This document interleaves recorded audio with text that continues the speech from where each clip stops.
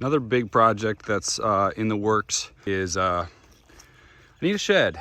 I need somewhere to put stuff. Right now I'm using the cabin that's up there on, just to orient yourself, that's the cabin up there on the top of the ridge. And this is a little plateau kind of bench area just down from the top. And so that's where I'm gonna locate this shed, that it's not in the way of the house when we get to building that. It's really going to be more or less temporary. I'm not building it, not spending a lot of money on it, because eventually I want to build a nicer building here that would act as a shed in part, but for now I just need something. So it's just going to be a pole frame barn basically with a steel roof and gravel floor. But this is the area. So first I've just kind of laid out the perimeter of it and leveled off the areas. It was pretty flat, but I had to do a little leveling with the skid steer. I'm trying to be really sensitive with compaction on the soil around these big oak trees. They're just sensitive to their root zone being compacted. A lot of times you'll see folks build homes in wooded areas. The trees in the years after building will decline and die a lot of times. Sometimes it takes 5, 10, even 15 years to happen over a slow period, but they really don't like the soil being compacted around them. So I'm just careful with the skid steer. That's why a lot of the clearing so far around the oak trees has been by hand. I had to use the skid steer here and excavate a little close to a couple of those trees, a little closer than what I would like, but I don't feel too bad about it because there's a lot of the root zone here that's untouched. It was mainly in that little corner, so should be fine. Looks like some does came to check out the work since I did this yesterday. So this spot where I have leveled off for the shed, I really thought was the best spot, but I'm changing my mind and gonna have to redo all this because it's not in the right spot, I don't think. The problem is, the house being up here, theoretically in a couple years from now, and long term I'd like to build, a nice shed, build a building down here, but for the meantime, when the house is here, that's where the shed's gonna be. Right now this is all covered in honeysuckle, but my goal is to clear that, and I feel like with the house, you're just gonna be looking straight down on that shed, and just this huge metal roof, and I don't think I'm gonna love that. So I'm gonna push it further to the east so that my view from the house is a little more clear. So instead of here, I'm gonna go over here on the opposite side of this little path that goes up the slope. And I think I'll just be way more out of the way for me. I don't think it'll be nearly as visually prominent on the property. So it's going to take a little bit more grading. It's flat-ish here, but it's there's about 33 inches of grade change from front of shed to back of shed, and that's just the footprint. I'll need to go a little bit past that, but that's what I'm going to do.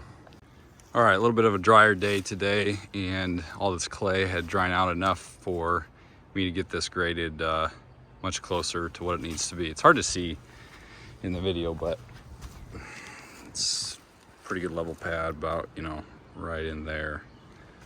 I've been using this mini skid, which has tracks, which is way better for working on this tacky clay. And then this is a harrow, which is just like a giant rake basically, just to get the smoothing done once I got it all, the bulk of it, moved with the bucket. It's pretty muddy yet today, but it's workable. So I'm going to go ahead and auger my holes for my posts. They've got to be 4 feet deep and have a concrete base for the inspector to sign off. I did a little bit of additional grading on this side because when it rained, I realized that I still had the majority of the water coming down off this slope and going kind of right through my building footprint. So I'm creating a bit of a swale around this side so that the water can come down off the slope and wrap around the building instead of saturating the soil right under it so much. So I've just got this hydraulic auger and I'm gonna start drilling.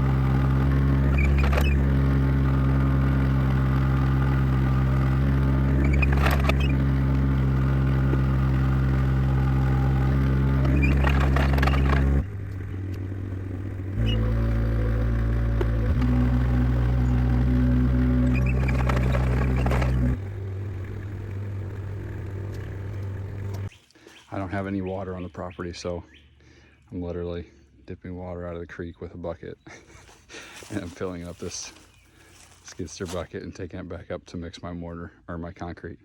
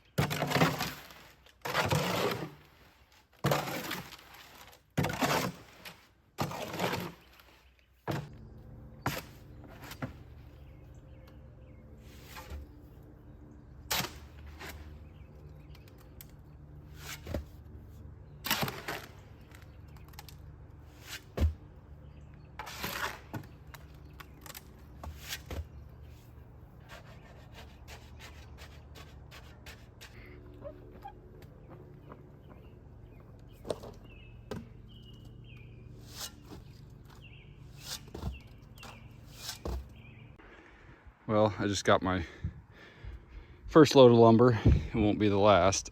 These are all the posts. I don't think my back is going to be super happy with me tonight after unloading these 6x6s that are 18 feet long. The treated ones just weigh a ridiculous amount. And then once I feel good about it on here,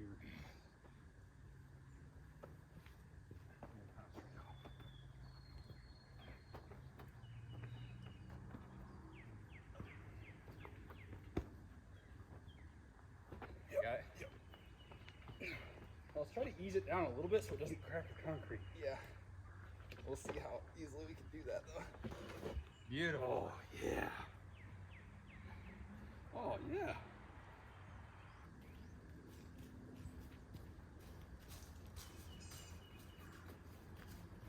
Things weigh a freaking ton.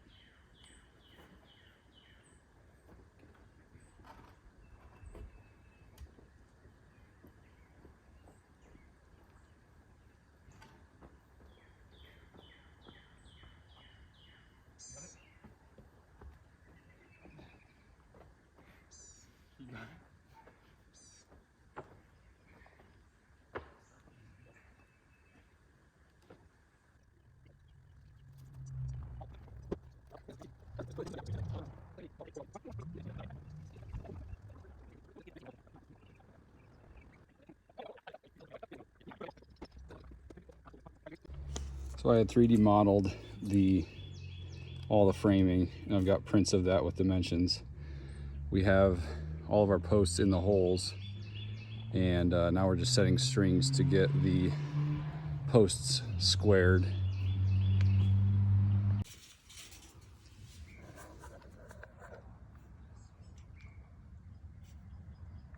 You on? Yep.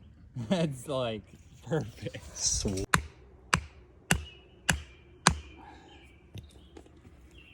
Okay. You good? Yep.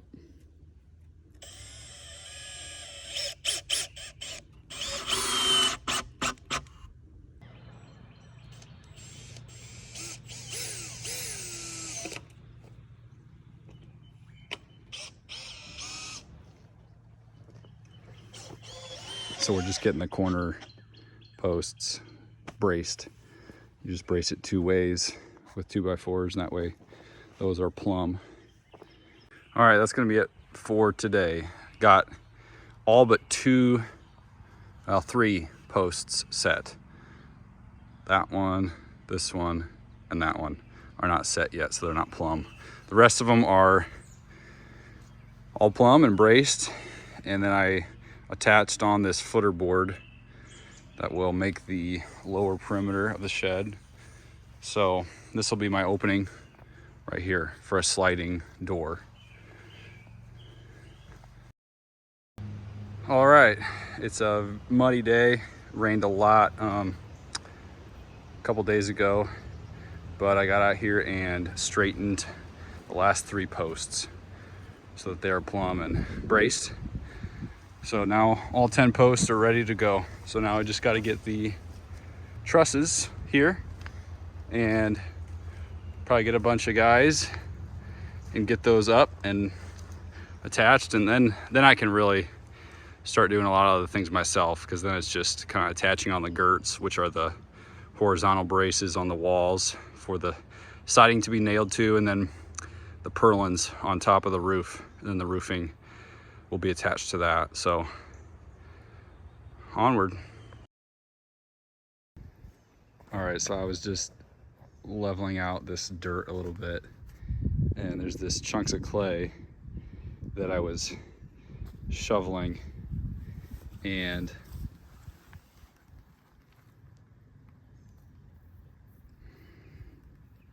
oh my gosh.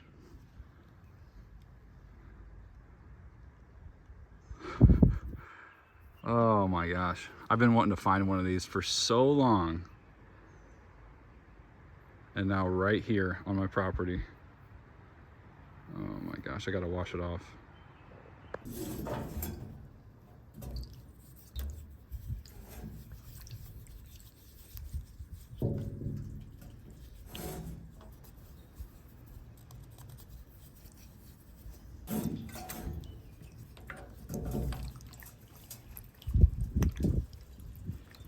It's like pure white.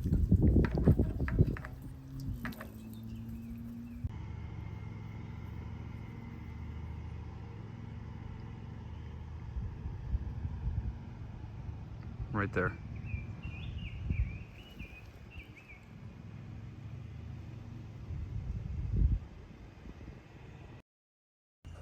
Tonight I'm gonna get this post set. It goes right here in between this post and this post, beam, I should say. Get this beam set right here, which will span the distance over the door. If I would have went with the same layout of posts as the backside, you can see there's 1, 2, 3, 4. I would have had 1, 2, and the third one would have been somewhere in here, right in the middle of where I would want my door. You know, if that third post was here, then I would only get probably, I think it's a 7.5 foot opening for the door, which I wasn't really happy with. So I'm gonna, I slid this post over to halfway in between the 2 end posts, and I'll have this beam so that the joist here rests on that beam so I can get a bigger span. It'll make more sense once it goes up. So what I'm doing here is I'm making a notch in the post so that beam will actually be resting in this notch, so it's fully supported by this post.